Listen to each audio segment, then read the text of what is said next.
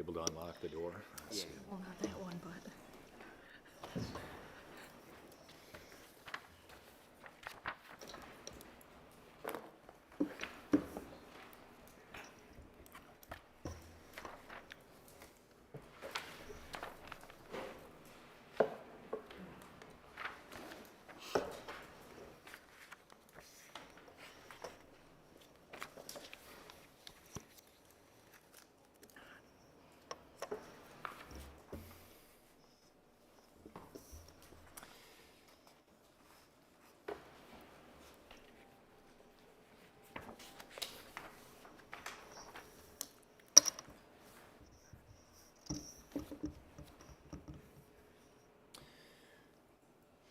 I think it would be appropriate prior to a meeting to have some musical ensemble playing some kind of prelude to intercept the quietness that we feel as we wait for the clock to get to 4:15. I'm going to go ahead and we're going to start a minute early, so let me hit the gavel and welcome you to Grand Rapids Community College Board of Trustees meeting Monday, November 21, the year 2022. I'm wondering if we have any board members or you, President Oliveras, if you have any guests in the audience that you would like to introduce. I have some guests. So we hardly ever bring guests, so I'm excited during this holiday week. I had some family in town. So in the first row there, as I say your name, will you please wave to the crowd? This is my mother, Veronica Brame. She's here to see me. All right. All right. This is my first cousin, Monet Doucette, all the way from Virginia. Wow. And my favorite uncle, I should have, one of my favorite uncles, Al Doucette, all the way from Virginia by way of Louisiana. So thank you, Al, for coming. All right. We are so glad you're here. It is so rare for us to have guests, and we have this on the agenda all of the time, and I get to the point where do we even acknowledge? Do we want to acknowledge? So thank you so much for being with us. We're honored that you're here, so thank you. Anyone else? No one else? All right, we'll go on with our agenda. So the first item on our agenda is the approval of the minutes. Trustees, this is the opportunity to move from our consent agenda any items that you would like special consideration. So are there any changes to the agenda as the agenda was presented? Hearing none, a motion please to approve the agenda as presented. So moved. Support for that? Support. All in favor say aye. Aye. Move on. Now is our time for public comment. This is one of two opportunities for public comment. At this opportunity, if you wish to speak to any item on our agenda, now is the time you can do that. If you are inclined to want to do that, just come to the podium, introduce yourself. Please limit your comments to 3 minutes. And know that the board will listen but not necessarily respond to your comments. Not seeing anybody come forward, we'll get right on to our special order of business. Lisa Freiberger, I'm going to call you to the podium, and you're going to walk us through a number of items. So this is kind of like the Lisa Freiberger show for a while. So take us with the property tax resolution. Introduce that to us so that we can move to approve that. Good afternoon, and thank you. You do have before you a property tax resolution. This is something that we do annually and permits us to move forward to let our various taxing jurisdictions know that we are looking for 100% summer property tax collection. Again, this is something that we ask you to consider approving annually so that we may move forward with that process, and this is the timing as required by the Michigan School Code. Be happy to answer any questions that you might have on the resolution. We've had the resolution in front of us. Any questions for Lisa? Hearing none, let's go ahead and approve that. A motion, please, to approve the property tax resolution. Is there support for that? There's support. Any more conversation? All in favor say aye. Aye. All opposed, same sign. That carries. Move on, Lisa, for the Michigan New Jobs Training Agreement. Thank you. This resolution also was included in your packet. This is a resolution seeking approval to extend the Michigan New Jobs Training Program agreement with Magna Mears for an additional 2 years. The agreement, as is noted in the resolution, was written in December of 2016 for an original 5-year term. We have extended it once for an additional 1-year term, and they are requesting an additional 2-year extension. We have seen this in a couple of other employers. We've brought a couple of these to you as employers have worked through various implications of pandemic and COVID and shutdowns. Some of their training has been delayed. The total agreement with Magna was $300,000. They are fully diverted, so where funding reimbursement has happened, and we are simply working with them to spend their remaining pool of training dollars in the amount of approximately $112,000. So looking for an extension of that to get them through a 2-year period to allow them to close out their training program. Okay. That needs our approval. You had the information in our packet. Any conversation or questions for Lisa on this? A motion then to approve the Michigan New Jobs Training Agreement with Magna Mears as presented. So moved. Is there support for that? Support. There's support. Any more discussion? Hearing none, all in favor say aye. Aye. All opposed, same sign. That too carries. Introduce us to the Brew Pub Operations Authorization Officer renewal.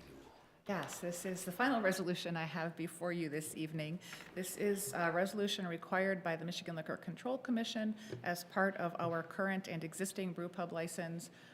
They have recently gone through a review because we requested to, as was necessary, expand our footprint to include the new piazza space. As that was a non-enclosed patio before, it was not included in the footprint. Now that we're using that as event space, we needed to go through that process. One of the steps in this process is for you to authorize an individual, namely me, to be authorized to sign the documents that they need signed as part of that review and expansion process. We need a motion to name Lisa Freiberger the authorized officer for brew pub license. So moved. Is there support for that? Discussion? All in favor say aye. Aye. Opposed, same sign. Congratulations, Lisa, you are our officer. Don't go away. All right? We're going to go right on to a financial update if you have one, if you're ready for that. Absolutely. Okay, all right, thank you. Financial statements for October were included in your packet. Nothing significant that we haven't already discussed. So the statements look fairly in line with budget and with prior year. You will notice, as we talked last time, the tuition revenue is lower than we would typically see at this point in time. We know our enrollment is down beyond what we projected. We are looking at this point in time, however, moving towards preparing a mid-year budget adjustment for your review, which will happen in February. Continuing to look at bringing you a balanced budget, we were able to, through work of our deans and associate deans, look to balance classes, reducing expense, offsetting that loss in tuition revenue at this point in time. Nothing else significant of note, although I would be happy to answer any questions that you might have on October statements. Anyone? Hearing none, thank you very much. Thanks, Lisa. We're going to move on to strategic plan update. Brian or Sheila, or Brian and Sheila, are going to step to the podium to provide us that update. Good afternoon. It will be Brian and Sheila. Brian and Sheila. Not as engaging as the Lisa Freiberger show, but equally entertaining, I'm sure. That bar set pretty high, so you guys better impress us. Well, thank you for allowing us this afternoon to come and present an update on the strategic plan, tell you a little bit about where we've been, where we are, and where we're going. If you remember, in summer of June this summer, you approved a framework for the 2022-2025 strategic plan. And during this first semester, we are going to be spending the time building out the plan, putting some CAP projects in place and some initiatives in preparation for implementation and for the new president. A little bit of where we've been. The strategic plan is driven by these 5 overarching principles. These were themes and areas of focus that emerged during the feedback sessions at SLT and within the community.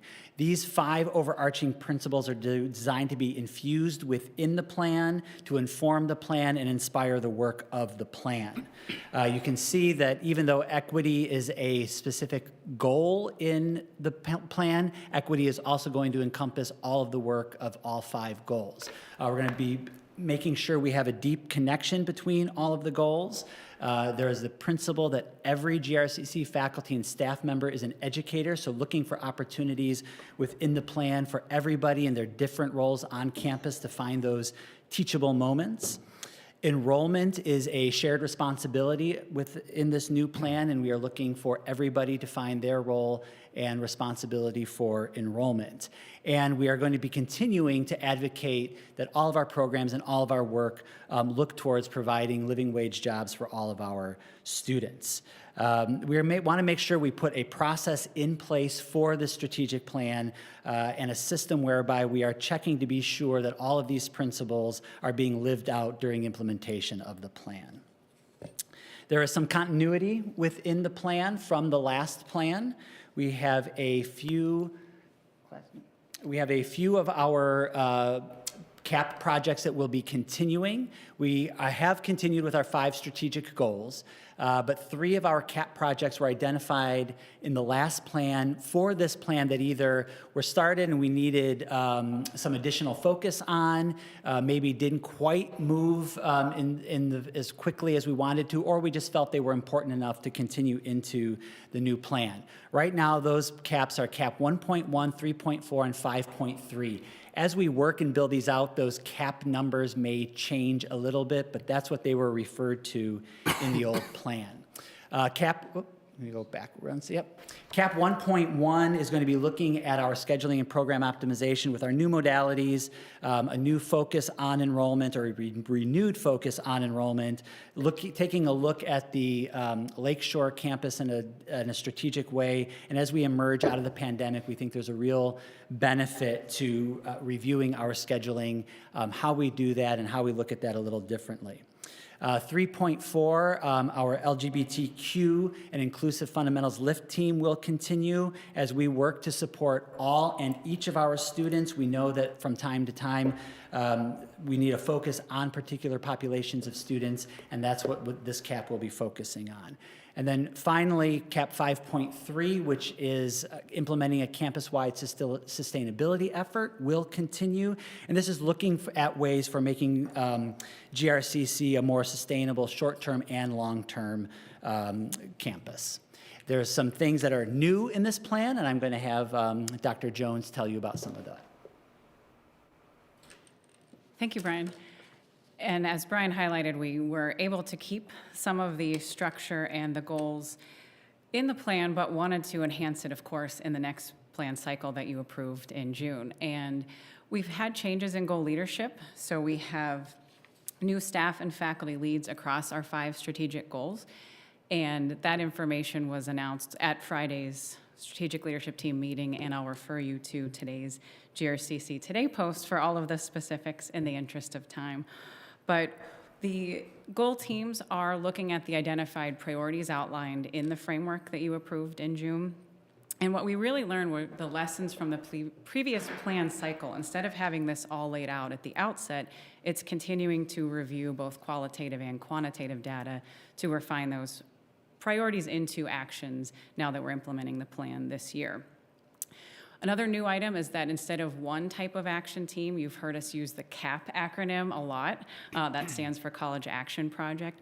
We've added a different type of initiative to turn those priorities into actions, which are called strategic initiatives. Class, if you go to the next slide. This chart just breaks down the difference between a strategic initiative and a CAP.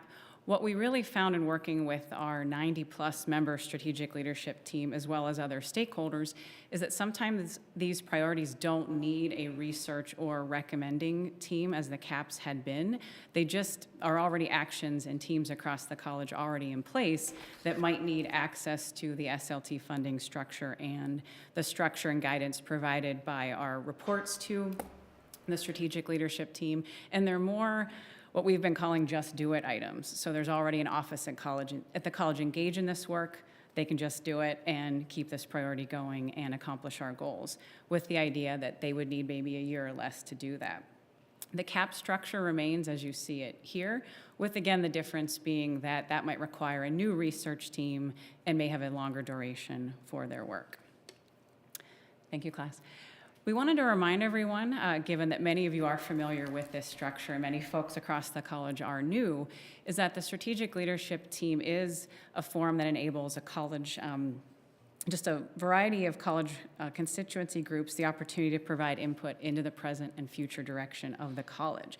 So the strategic leadership team kind of leads that cycle that you see in the image on your screen with really the integrated system that we have. And what's been exciting about the work over this year is that we're also preparing for our reaffirmation of our accreditation with the Higher Learning Commission. And the team that's working on that has been asking, well, so much of this ties into SLT. And we're like, that's what it's supposed to do. This is supposed to be fully integrated into the college to do everything that you see in that circle with our budgeting process and that continuous cycle of improvement. So it's been exciting to see all of this work come together, as always, but especially over the last few months. Next slide. Final couple pieces of our update today is how we're implementing this strategic plan framework. As I mentioned, we have new goal leads. They first met to continue to review data last Friday, or this past Friday. And again, we're making progress as we presented on Friday at our strategic leadership team meeting. We're not waiting for this work. We're doing it as we go, and we have several initiatives. There's at least one initiative or project happening right now with each of the 5 strategic goals. So this is active work, and again, we are continuing to review both qualitative feedback from our SLT members and stakeholders. A great example of that is when we held our first ever SLT meeting at the new Lakeshore campus in October. We heard from a panel of Lakeshore students, faculty, and staff on their needs. So we've reviewed that feedback and continued to ask our members for more. We're also, of course, looking at quantitative data such as enrollment, retention, completion rates, and current course scheduling patterns to inform this work and help set individual targets for all of our projects as well as each of the goals. This is probably my favorite slide of all the ones we have to present, just because it's how we see this framework already making an impact at GRCC. Kind of in real time, as your group approved the framework in June, we were interviewing all of our new deans. They're all here. So we got to see how they engage with the plan in their presentations to college stakeholders, as well, of course, as our recent candidates for president. We've seen alignment to our strategic goals in our Meet and Confer and APSS individual performance plans, as well as to our division-level department plans. And our Academic Governing Council has asked all of the policy teams that work to bring reports and potential policy updates to AGC to include a review of equity inclusion. And by that we mean teams are being asked to consider the equity impact of the policy language that they're asking AGC to approve. So that's one thing that we can add to seeing that principle of the strategic plan in terms of equity happening already across the institution. We're also very excited that our Learning Day in January will focus on GRCC's culture of care, which is a continuation of 2 of our strategic plan caps. So our cap 2.2 in the previous plan on advising, as well as cap 3.3, which has really been institutionalized across the college in this culture of care model that we're very excited to bring to you in January on the 5th. I'll return it back to Brian for the final slides. So what's next? Our most urgent work to continue putting this strategic plan in action is drafting the strategic initiative, college action project, and goal performance indicators as we've look at what the work needs to be, using the priorities that were in the approved framework and putting those into more concrete, actionable items.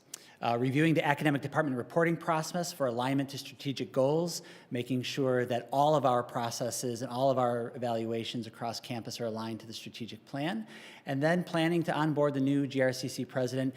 We will be sharing a lot of this information, as you will, with the new president, and making sure not only that they have a strong sense of where we are, but also some input into where we go next.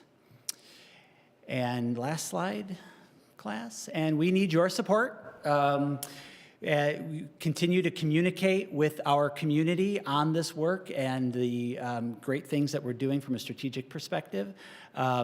Continue, please, to participate in our SLT meetings. We are often have you participating and benefit when you are there and to get your feedback and input. We'll continue to coordinate with the President's Office and the Strategic Executive Leadership Team as we implement this to give you some updates and respond to our monitoring reports. You're used to the monitoring reports from the last plan, and we will be returning to that format after we have our CAP and strategic initiatives in place, and we'll be coming back to this board on a regular basis with those reports. So thank you, and we will be happy to entertain any questions. You know, when I look at the content on the screen, that's impressive. What's most impressive to me is the process by which you guys do your work. There's real brilliance there. There are way too many organizations when they do strategic planning. It's 7 people, they go in a room, they take a day, they put a strategic plan together, and then 6 years later they do that all over again. I'm just impressed that every day people have their sleeves rolled up and their hands are getting dirty in the process of planning and implementing plans. And that's really a compliment to the two of you. You put just a powerful, powerful process together, and it's impressive. So thanks for your work on that. Thank you. I Big team. I want to just Yeah. echo that because I think each time I have participated in the SLT, I have been impressed with the seamlessness of it. It's a pretty silky process for so many people. And in particular, your 5 overarching principles. I love that those items in particular are cross-cutting. But more importantly, I like the way that you talked about identifying metrics to make sure you're operationalizing those. And that's one of the things that I'm looking forward to hearing, to see how it is. And in particular, with the equity piece, but number 3, when you talked about all members being educators, I think that that's powerful. And a subset of that in my mind is looking for then how staff members are also empowered and at the decision-making table. And I think you've done that in SLT, but I think those are powerful principles that I look forward to hearing more about how it's measured and operationalized day to day. So kudos to you. Yeah, thanks. Anyone else? Yes, I have a question. I think Dr. Connor, at some point in the, I don't mean to call you out, I'm just going to quote you. At some point in our presidential search, Dr. Connor used the really helpful phrase, messy up front. And just sort of piggybacking on both of my colleagues' comments here, the SLT process is messy up front. There are a lot of people in the room. It takes time to do that. It is a more inclusive way to generate our strategic plan, and so I applaud you on that. I do have a question, though. Is there anybody who wants to be at the table to put together the strategic plan? Is there anybody who wants to be at SLT who isn't able to attend or doesn't come for some reason? It's possible. I mean, it's a pretty inclusive process, and when we, I don't think we exclude the SLT meetings to anybody on campus, but the team is about 90 to 100 people, and when we create the teams, especially when we start getting to the college action projects and the strategic initiatives, we usually put out an all-campus call for people to participate. So typically, anybody on campus that wants to participate in the work of the strategic plan has that ability to do so. Okay, all right. I can add that all of our members are invited, if they can't attend, to send a proxy member in their place, and folks do that all the time, which they do see as a way for additional colleagues across the college to participate in the process. We've also invited folks to bring a guest if they would like to learn more. And today's GRCC today posted exactly what Brian just said. Since we've announced the goal leads and where we are at this time, I've encouraged folks in that post and in our communication to all of SLT to just send an email to sltexec@grcc to participate in any way that they can, whether it's, you know, joining one of the teams or coming as a guest to learn more. Okay, thank you. Anyone else? Comment or question? They're knocking down the door to get at SLT. be. All right. If I could, Chairman Cucci, just also publicly recognize these two wonderful leaders in this process, but also all of the members of the SLT, and watching them and watching the interconnections that are being made is really the most important thing of any large system. And everything is interdependent. And so what I've been watching as they have been working through this first semester is awesome. And I just want to publicly say, since I may not have another chance before I leave, that they're doing a marvelous job. And again, all of you, 100, like that were on the Zoom last Friday, are incredible, the kinds of comments that are being made, the input that everybody's having. It's great for the school. Congratulations. Thanks. Let's move on. We do have in our updates, we do have one update or one report, and that's from you, Dr. Oliveira. I'll just turn it over to you. Yes, we have a report here, and also I have a few comments in terms of some updates. But let's have our supplier diversity report come up front. And that report is from Paula, who is fairly new to the college, but Pretty new. pretty yeah. new. I think Good we started afternoon, around the everyone. same time. So For those of you who do not know me yet, I am Paula Gleason-Zief, the new Director of Purchasing. And I am going to happily explain last year's numbers for our supplier inclusion.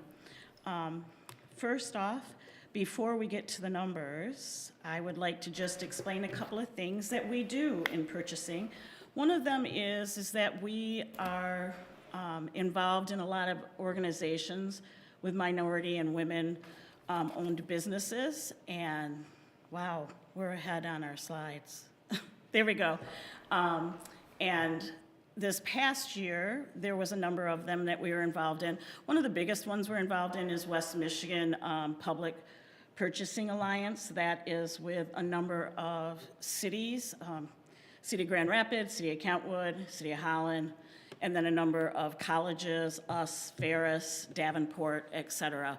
But we tend to grow that as we go through this presentation. You'll see that I'd like to see us grow, continue these partnerships that we have, but also look for some new opportunities if possible. Another thing I'd like to explain for those of you that, as we're going through this presentation, wonder, what is MVP? Well, it's our minority business vendors that we use. So these are terms that you're going to see me say throughout this presentation. I kind of like to throw them up here just so that you have an idea of what I'm talking about. So let's get into the numbers. I'm happy to report that last year, 21-22, we increased our percentage of vendors that we use that were minorities, even though we did have a downturn in dollars. We had a $500,000 that was short compared to years previously, but again, that was a higher percentage for us with overall spend. So we went from 2021 at 11.72 to 21-22, we were at 12.09. So we increased by 0.37.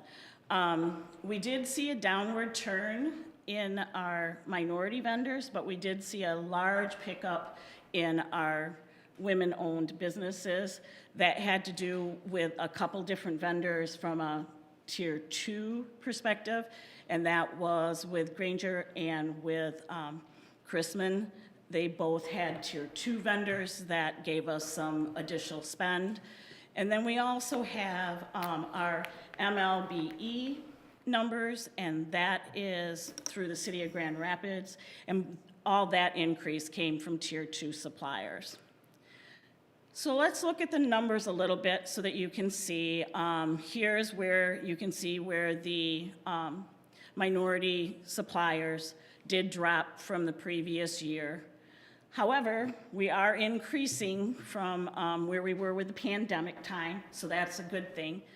And we also, you'll see on the next slide, we increased the number of vendors both in minority and women-owned. If you look at the bottom number there, you can see where we really did bump up in the women-owned business from the 3.99 to the 7.82. Could you just clarify, what is the decline in minority vendors? What's driving that decline? A lot of it is, especially with the tier 2 piece, is that I think that our current vendors are looking for women-owned businesses to bump up their numbers, so that bumps up our numbers at the same time. And then here's just an overall. I'm sorry, I didn't understand that answer. Would you clarify what you just said? Okay, in our tier 1 suppliers, they go with tier 2 suppliers. They are looking to increase their veterans and their women-owned and their disability vendors. So when they participate with the tier 1 vendor, then we receive that bump up from the women-owned. That help? So it's really just a lack of focus in the tier 1s on minority vendors last year? Yeah. Okay, got it. Yeah, yeah. So here is just the percentages. Again, we went from the 11.72 up to the 12.09, which was a bump up.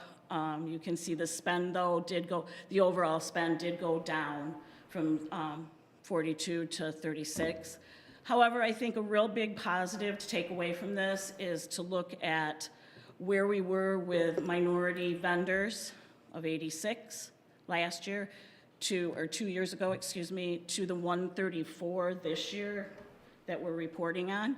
That's a good thing. That's showing us that we're committed to find those vendors and hopefully grow the percentage of them. This is just a percentage chart to show you. One nice thing you can see here is that we've recovered from COVID when it comes to our diverse suppliers.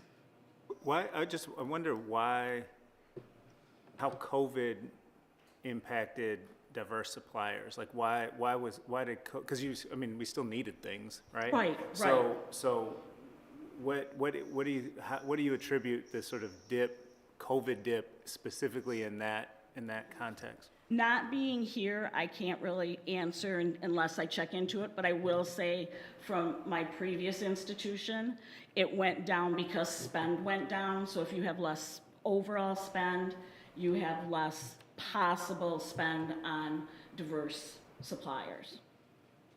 But for us, I would have to go back and check that out. I can't really say 100%. Lisa's coming from the... She was here. Easier, and that's not far to ask Paul some of those questions. A lot of that has to do with our construction spend level and the fact that when we were finishing up, if you remember our ATC Lakeshore Piazza is a lot of what's in the current year numbers. With the construction pricing, the way it's been, some of our vendors and our pricing structure, the way we bid, did force us to some more competitive pricing and honing in on some larger vendors, quite honestly, to try to keep our prices in line with established budgets. And I think a lot of what we're seeing for 21-22 is a result of that. Our construction spend overall is significantly down last year than in prior years when we had all of those very large projects and a little more latitude in bid offerings with different projects going on. So I think a lot of that is what we're seeing in this year. Do you want me to jump to that slide while you're standing here? go. No. Okay. We do have a slide that maybe that will explain a little bit more. Thank you, Lisa. And then let's look at the City of Grand Rapids program.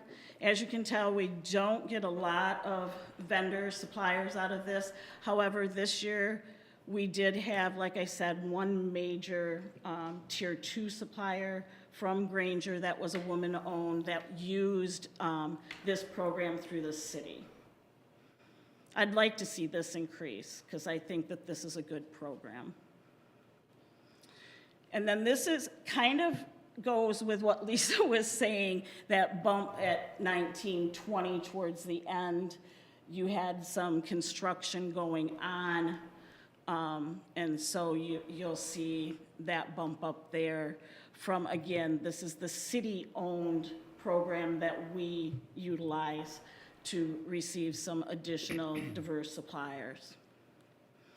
And then this is this was, I guess, requested a couple years ago, and Mansfield had it in his slides from last year, and I wanted to continue it. This kind of goes along with what Lisa was talking about, that here is our general fund in the blue.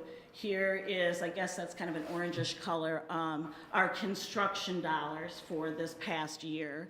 And you'll see how we had more in general fund items that were coming out of our diverse suppliers versus out of construction, and some of that has to do with what Lisa was saying, that we were completing projects at that time. And then where do we go from here? I'd like to reestablish the supplier inclusion team. I'm not 100% sure. I think it was last before COVID. And so now that COVID seems to be still with us, but not as keeping us at home and things like that. I'd like to see that team reestablished. I think that that is a good group of people here at the college that can help us expand our supplier base. I'd like to, like I said earlier, I'd like to continue seeing what other groups there are out there that we could participate in. There's so many here in Grand Rapids. It would be nice to be involved in as many as we could that are useful to us. And then lastly, I'd like to see us really look at some other minority groups. I'm going to talk about the veterans. We don't track their dollars now, but I did look. Last year's spend with veterans was $410,000. And I think that this is an opportunity that we may really want to check into, along with the disability people, the disabled people. I think that that's also one. So going forward, I'd really like to see us see if those are some of the things that we can accomplish to get more suppliers that will help this base that we have already. And that's my report. I thank you. I'm glad to be here. I've only been here 4 months, but I'm still glad to be here, and I'll be happy to take any questions if you have any. Questions? So I bet folks who have been in our meetings can almost anticipate where I'm about to go. So I apologize to you, and I also know that being new is not easy. So thank you for standing in the tension of being new and leading. Mm-hmm. And I love your idea of expanding the groups like vets, disabilities. I don't know where I would fit in one of those groups. It's kind of like splitting me in terms of, I wouldn't show up in the women entrepreneurial group. Mm-hmm. I would show up in the minority group, but that is deleting some of the qualities and the plight of women of color entrepreneurs. And so I also want to encourage us to find some way to disaggregate the data to better evaluate where women of color show up in the data. Because again, I see the women, and I think it says non-minority women, and then I see the minority, but research says that it's usually men. So where might someone like me show up in your data? And it's all how someone fills out their paperwork for us when we set up vendors. Is that right, Melissa? That's yeah, I wonder who's doing that differently. So like as we talk about that one, strategic planning, how we talked about research teams and things like that, I wonder if folks are doing that differently elsewhere and how we might incorporate that.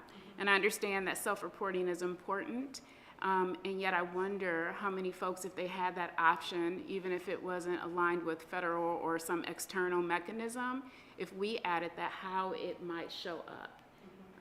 Where would people like me show up in your data? I'm still, and I've been pretty chronic about asking the question, so I'm curious about it. And I would be happy to look into it because, like I said, I think that for the most part, what I have seen over my years, not just here at GRCC, but it's mostly self-reporting. So when you set up your organization and you say, I'm a woman and I'm going to own 51% or more of this organization, when I file then, I'm going to say I'm a woman-owned business. Yeah, that makes sense to me. I just think that how we contextualize things and frame things, and I know we have many lawyers up here that would want us to be careful with that.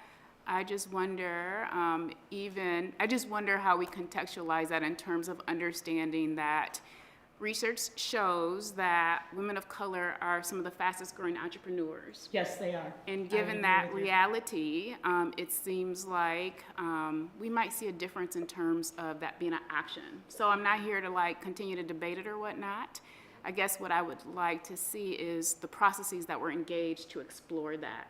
Okay. How do we think outside of the box of capturing some of that data, and even if it was a pilot for a little while, what that shows? Where do I show up in your data is really my question. And again, I know it's self-reporting, and thank you again for living in the tension of being new and leading, so thank you.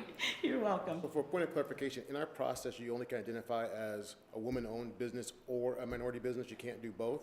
All right. Because So- for dollar-wise, it would be too hard to say, does this $5 go here, or does this $5 go here? We want to put it in one bucket or another. Now, I will say at past institutions I've worked for, we had you had a main account that you were dropping it into, and then you had a secondary, just so that you could clarify if you had a Black woman-owned business. You could see both of those, but the dollars would only be counted once. Yeah, you gotta be careful of double dipping, but you can run, the way we do ours is run our reports, so you can do it both ways. So a Black woman would be identified in one of our reports as a minority, another report as a woman, and a third report as a Black woman, so we can pull that data out so we know that who the groups are. So you're saying it's possible? It's possible, but you It's have to ask possible. we have to ask that question appropriately. If we allow them to only check one without asking them to check the other ones, then you Right. can't have the data broken down that way. Yeah. So maybe we can look at that as well. Yes, I'll be happy to do that. And the same goes for someone that is a veteran and someone that has a Exactly. disability. Correct. It's intersectionality, period, right? Yeah. You have a Black woman veteran. Or, and And we're LGBTQ. saying you only, and you say you only can pick one. With the You can't be disability. four. That's, So- there it is, that's my point. It's kind of like the census when you think about it. Which category are you going to fall into? There's been a lot of conversation about that too, yeah. Now that you mentioned that, though, as you break apart and desegregate the data, do you have a clear understanding of how minorities are broken apart as it relates to the numbers that you have here? For example, can you break it apart in terms of race, ethnicity as well? Right now, I understand your question, but right now, we just do that one category. All of those individual categories fall into that minority group. But I do know, like Herman Miller, they do it all the way across. So you're seeing, you're seeing Black, you're seeing Asian, you're seeing, so it can be done. All right. Great conversation, and great work. I'm going to turn it back over to you. Yes. Thank you. Thank you, Yeah. Paula, and again, welcome to the college. Thank you. And thank you, Board, for those great questions. I think that helps the staff know what to do in the future. Just a couple of other updates I'd like to make the Board aware. I had, I think at the last board meeting, I made you aware that we were going to have a Michigan Department of Education Civil Rights Compliance Review, and that they were coming to campus. Well, they did. Late October, they were here. A 7-member crew came in with their yardsticks and their tools and measured just about everything in every building, including the MTech and the Lakeshore campus. I want to say that a lot of staff were involved in the preparation. And in the exit interview, which was really an informal verbal interview session that we had with the team, They relayed to me how positive they felt about the school and where we are. They feel that everything looked great.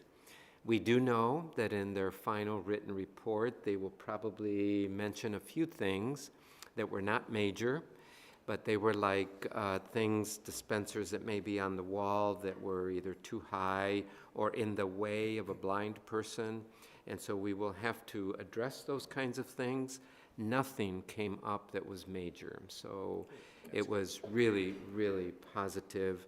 And we know that anything that they send us in writing that we'll be able to take care of. So was there a major focus ADA of compliance? That's what they're A really looking lot for? was ADA. Okay. Yes. Just about everything was ADA focused.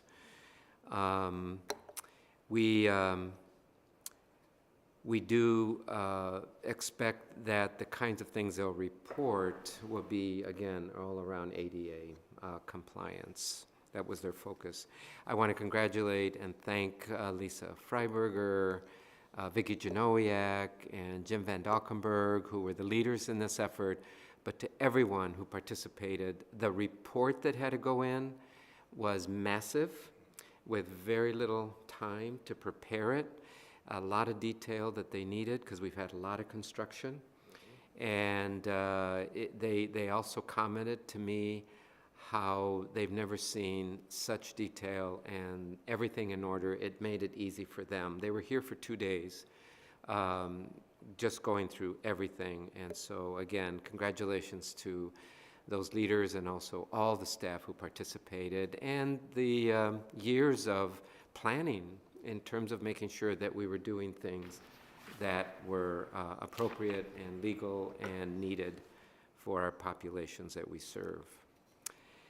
The next item I want to brief the board on, I don't know if you heard through GRCC News and other news media outlets that picked up the story, but U of M Health West committed $440,000 to us for nursing students, and they are going to pick up the tuition costs and other related costs. They're going to start with 15 students in the winter of '23, this winter, and then 10 students each semester for the next 2 years.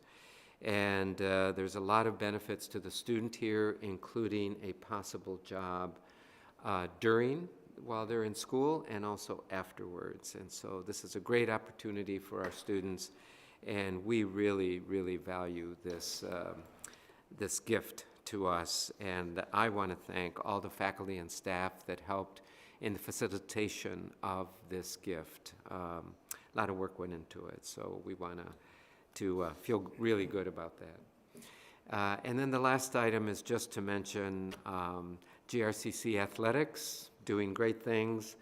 In my book, all athletes are winners, but more recently, our cross-country team went to nationals, and both our women and our men's team did great, and also our volleyball team went to nationals. And so we have great athletes on campus. We rarely spend enough time on that, but that also helps shape our students, especially more of our traditional students, in who they become and what they learn, not just in the classroom, but outside the classroom. So we're very proud of them. They did great. Looking forward to soccer games. Yes. Right. Yes. Absolutely. Coming soon. Coming soon. Soccer. So thank you. Thank you. Thank you for that report. We have no communication to the board at this time, so I'll move on to approving the items in our consent agenda. May I have a motion to approve those items? So moved. Thank you. Support for that? Support. All right. All in favor, say aye. Aye. All opposed, the same sign. We also have an item of over $100,000 that we need to approve, so I'll accept a motion to approve the purchase items over $100,000. Oops, we don't have any in October, do we? No. I should read ahead of myself. So let's not approve any of those, then. That'll be the first time that we do that. We're not approving anything over $100,000 today. Yeah. So that leads us into the most important item on our agenda. As a board, We are humbled and we are honored to select the 11th president of Grand Rapids Community College. Our deliberations began in April, and we expect those deliberations will conclude with a decision tonight. This has been an engaging and a thorough process. Trustees, each of you will be given an opportunity to state your preferred candidate. We'll then have time for some discussion, and after that, I will ask for a motion. If we end with a unified voice on a preferred candidate, we will recess for a few moments while I go into that room over there and call that candidate to inform him of our choice. So let's do it this way. I'm wondering if we can start to my right, the audience's left. We'll start with Trustee Siegel. And again, feel free to make whatever comments you wish to make, ending those comments with your suggested preferred candidate. Trustee Siegel. Thank you, Dr. Cucci. Both Dr. Lepper and Dr. Casper's day-long interviews revealed competent candidates devoted to student success. Therefore, I look to 3 other categories on which to base my decision as to which of the 2 candidates I believe would best fill the president's role. Cover letters expressing why they want the position, credentials, and stakeholder evaluations.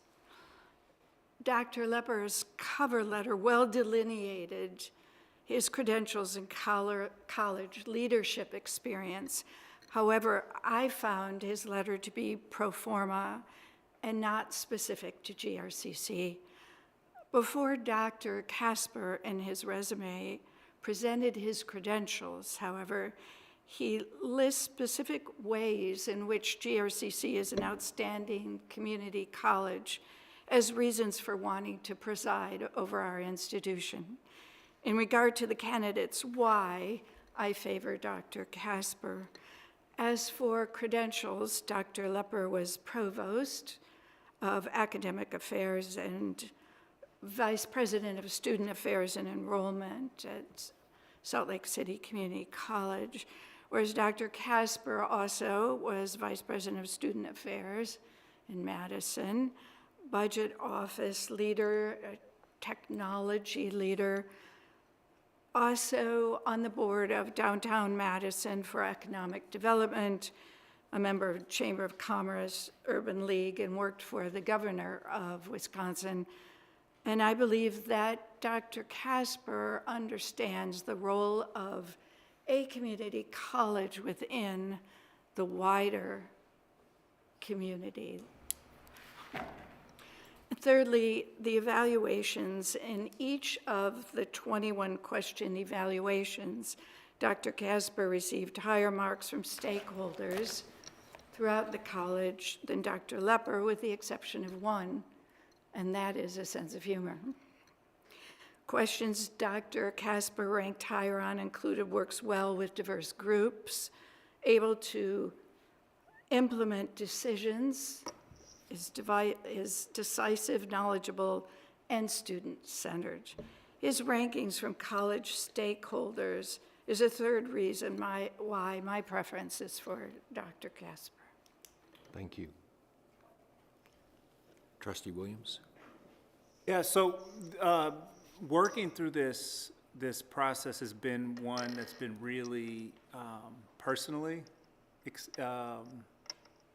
both exciting, interesting. I feel like I've learned a lot, and I feel much closer to the community college than before this process started, whether it was being able to sit through the conversations that we had when we were looking for the interim president and engaging with faculty and staff and students in some new and unique ways, and then through the process of hiring that. So I just want to first say that this that I felt really personally fulfilled in going through this.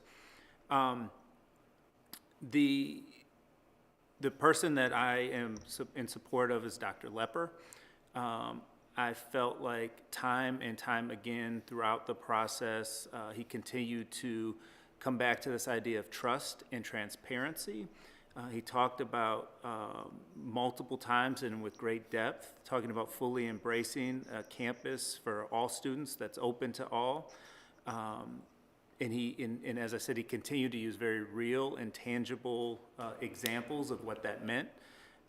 He talked in depth about disaggregating data and ensuring that every group is supported, both staff, faculty, students, in any way that you cut that.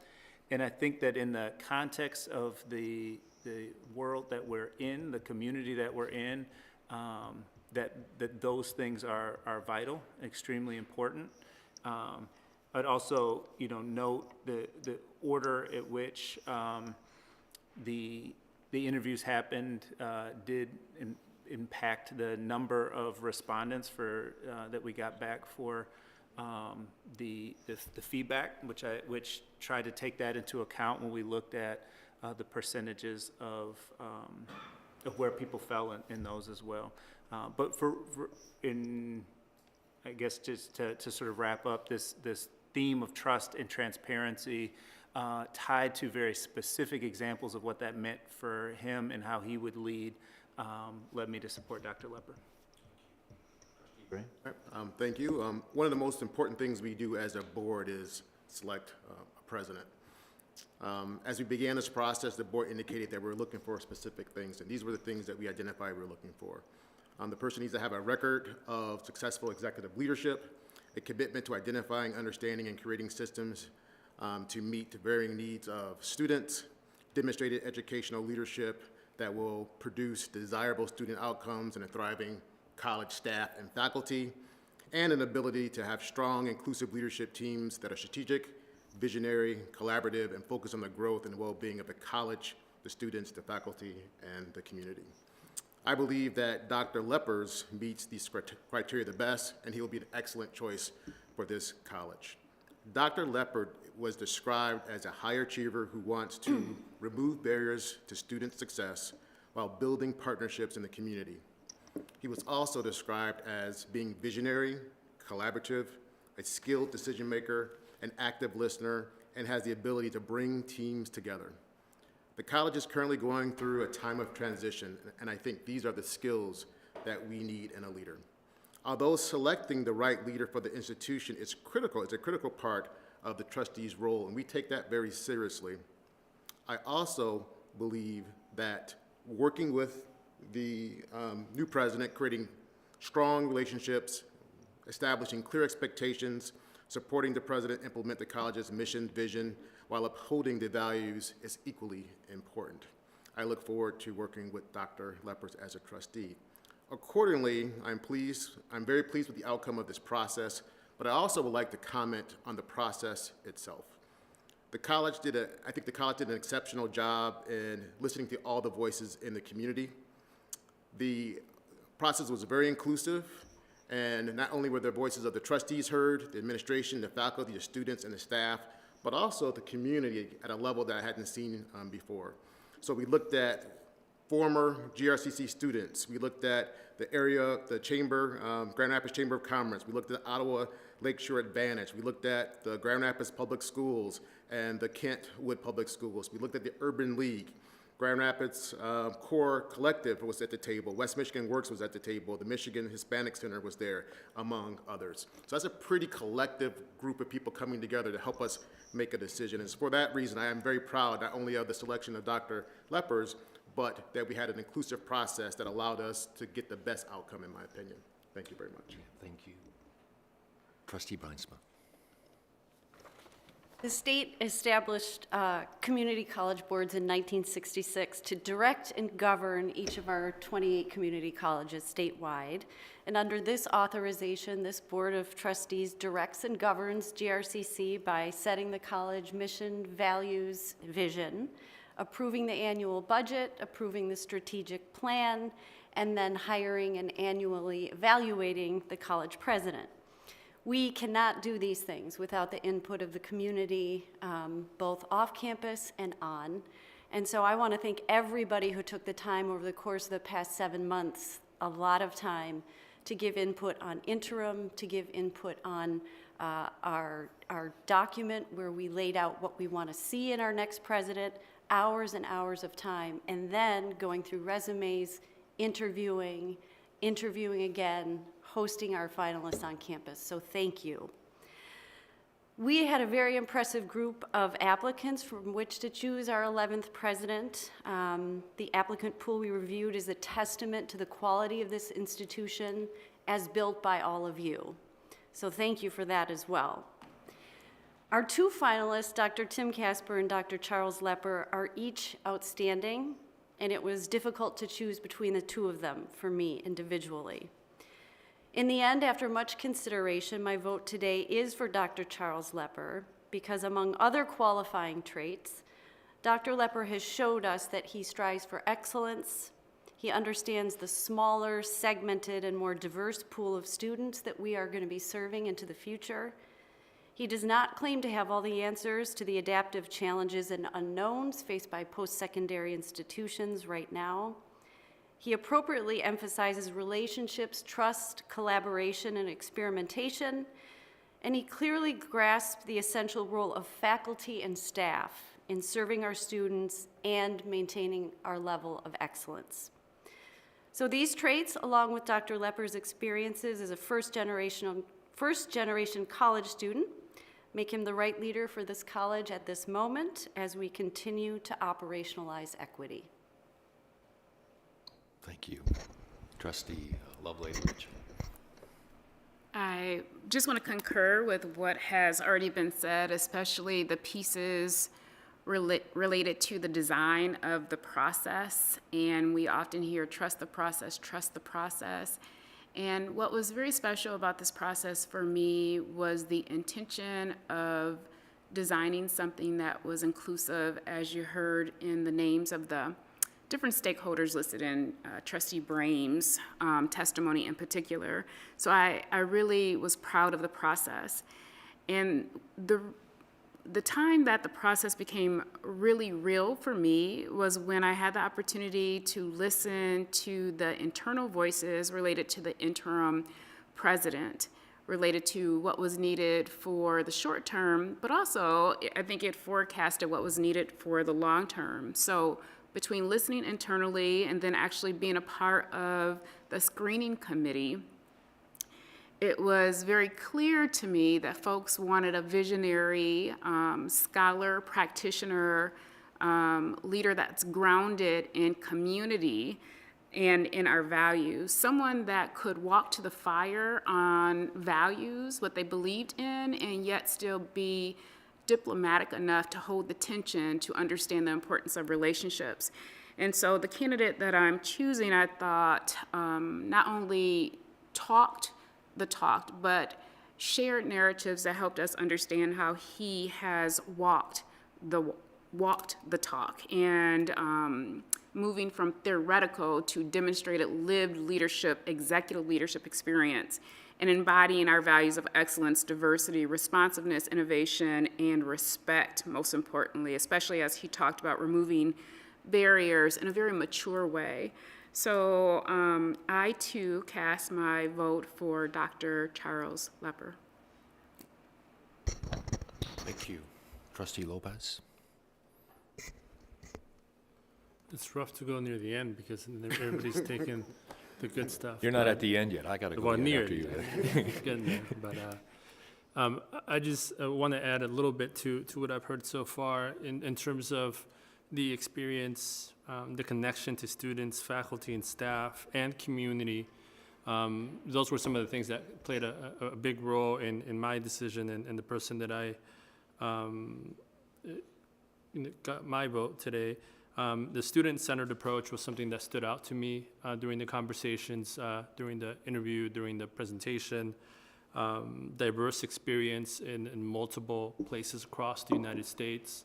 A multi-pronged, multifaceted response to a variety of questions, meaning that we had a question about safety.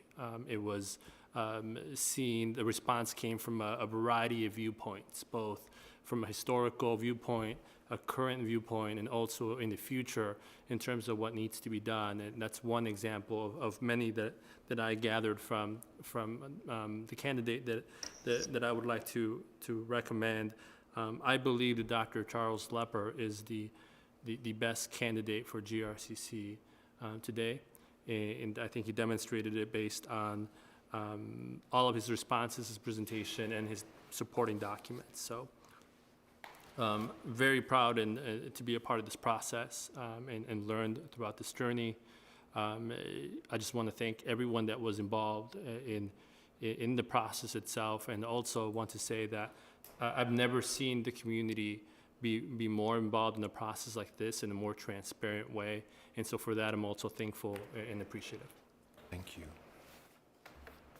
For me, both of the candidates have qualities to be effective college presidents. And in my judgment, both will be sitting presidents in the next chapters of their career. In fact, when I looked at our leadership profile, and as I walked through all of the journey of review and listening, I found little separation between Dr. Casper and Dr. Lepper. However, Dr. Lepper's significant experience in thinking through and operationalizing how the college effectively interacts with and effectively addresses the needs of a diverse community of learners, in my judgment, did begin to provide helpful separation for me. And for that reason, and for the reasons you have heard from others of my colleagues here, I too would identify Dr. Charles Lepper as my preferred candidate. So, trustees, we've listened to each other. This is a time where if we want more conversation on that matter, let's have that conversation, and after we're finished with that conversation, we'll move towards a motion. So, any points of clarification? Any reactions to something somebody else said? Anyone? If I may, Doctor. Nay. Thank you. This board is exceptional in modeling what it means not only to be good stewards of an integral institution in our community, but also modeling relationships, allowing for dissenting voices, taking them seriously, and always with the deepest of respect. And after hearing my colleagues voice their reasons, highly well thought out and in depth, I do want to make it clear that I will wholeheartedly support Dr. Lepper and welcome him with the utmost joy that I can muster. Thank you. Thank you for saying that. Anyone else? I then am ready to accept a motion that we appoint Dr. Charles Lepper as the 11th president of Grand Rapids Community College. So moved. And is there support for that? We need to take a roll call vote on that matter. Go ahead, Misty. Trustee Siegel. Yes. Trustee Williams. Trustee Brame. Yes. Trustee Brinesma. Yes. Trustee Lovelady Mitchell. Yes. Trustee Lopez. See, yes. Chairperson Cucci. Yes. That motion carries. We're going to take a less than 5-minute recess while I go into that room over there and place a phone call to Dr. Lepper to share with him our good news for him and to get his reaction to that news. So we'll reconvene in less than 5 minutes. Yes.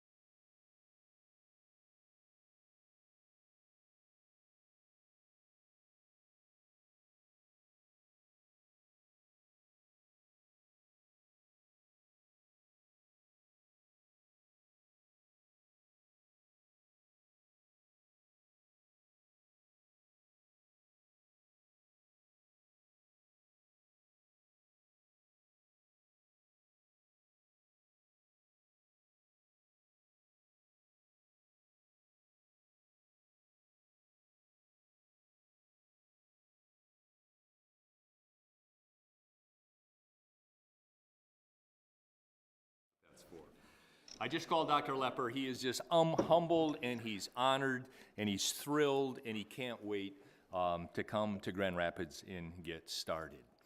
What I didn't share with him was how huge the shoes are that he's going to have to fill. He'll find that out when he gets here. He'll bring his own shoes. He'll bring his own shoes. He'll bring his own shoes. Yeah, yeah.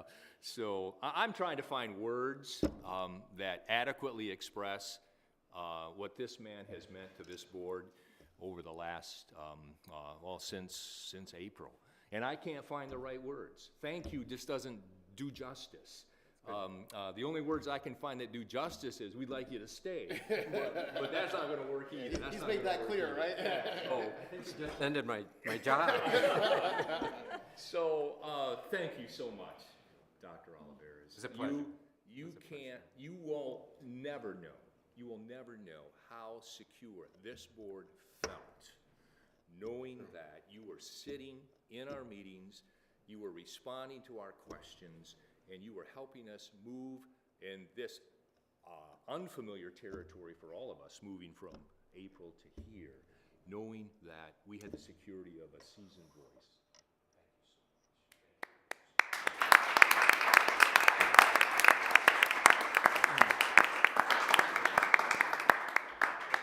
It's an honor to work with you. What a board.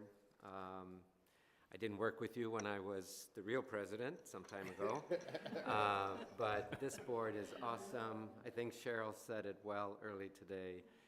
You are remarkable, and I'm very proud of this board for this community college.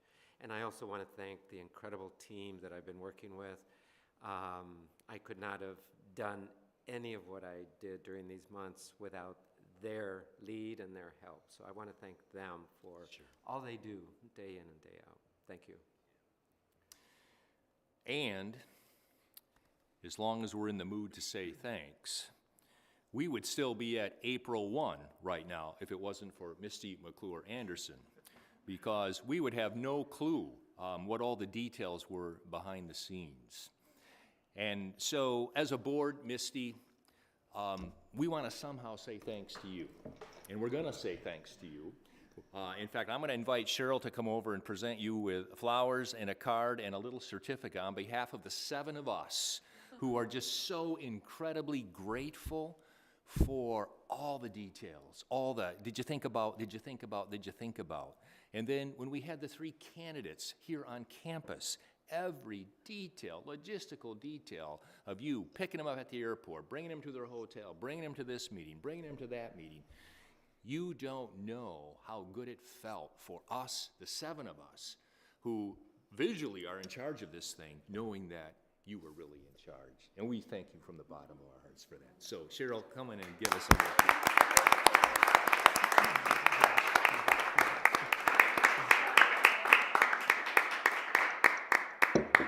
I'd also like to put my 2 cents worth in, as we all would, because Misty is our lifeline to the board.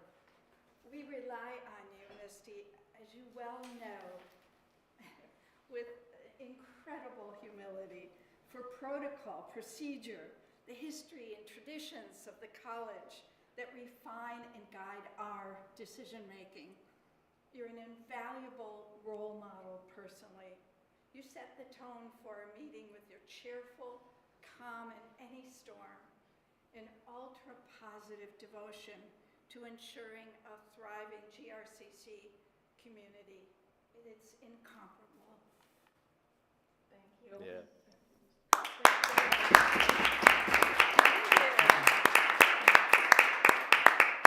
You guys do know I get paid, right? We know. But thank you, I we know appreciate you it. get paid. We also know that someone could perform probably 70% of what you've done and still get paid, so you went well beyond the call of duty from our perspective. Thank you. Day and night. So we're nearing the end of our meeting. This is the time for our final public comment. If there is anyone who wishes to make public comment on any matter related to the college, you're welcome to do so at this time. I'm seeing no one work their way, so I'm not even going to give instructions on how we do that. So we've reached the end of this meeting. I'm wondering if there are any final comments that any trustee would like to make before we adjourn. I'd like to make one, please. Yesterday was Transgender Day of Remembrance, and the day before yesterday, on Saturday, malicious gunmen violently took 5 human lives, reminding us heartbreakingly of the need for Transgender Day of Remembrance. In the words of the day's founder, Ms. Gwendolyn Ann Smith, Transgender Day of Remembrance seeks to highlight the losses we face due to anti-transgender bigotry and violence. I'm no stranger to the need to fight for our rights, and the right to simply exist is first and foremost. With so many seeking to erase transgender people, sometimes in the most brutal ways possible, it is vitally important that those we lose are remembered and that we continue to fight for justice. I personally grieve for all who've been lost this year to hateful anti-transgender and anti-LGBTQ+ violence, including the 5 human beings who were brutally killed this past Saturday in Colorado. I send love and healing to and stand in solidarity with our campus LGBTQ+ community. And finally, I remind everyone that hateful, bigoted words and policies can pave the way to violent acts. Thank you. Thanks so much for saying that. We all grieve. Anyone else? Final comments? I have to say something here, and we've already commented, but Dr. Juan Olivares, you were a legend before coming to GRCC for so many people, and just know that I'm just very thankful and appreciative of all of the hard work and everything that you've done for GRCC and continue to do for GRCC. So just in case I just don't have the opportunity, which I will, I just want to say it publicly. Thank you so much. Muchísimas gracias. Gracias. Anyone else? Hearing none, our meeting is adjourned. Thank you very much.